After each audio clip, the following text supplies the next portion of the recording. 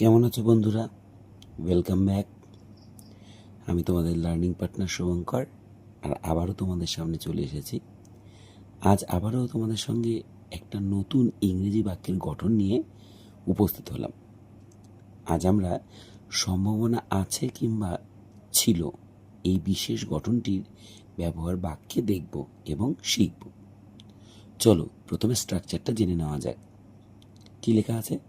Subject plus M অথবা is অথবা আর অথবা ওয়াজ কিংবা wire.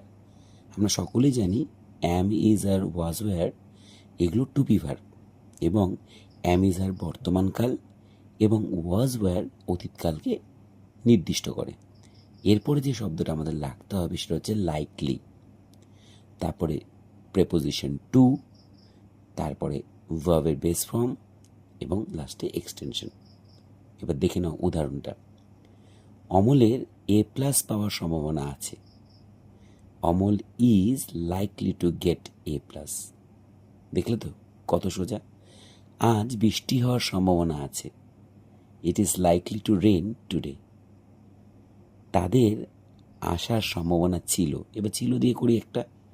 They were likely to come. আমার কলকাতা যাওয়ার সম্ভাবনা ছিল।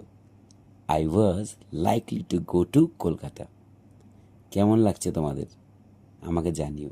আর মনে রেখো, সম্ভাবনা আছে কিংবা সম্ভাবনা ছিল আজকের থেকে তোমাদের হাতের মুঠোয়। সবাই ভালো থেকো এবং আমার চ্যানেলটাকে দেখতে থেকো। Thank you.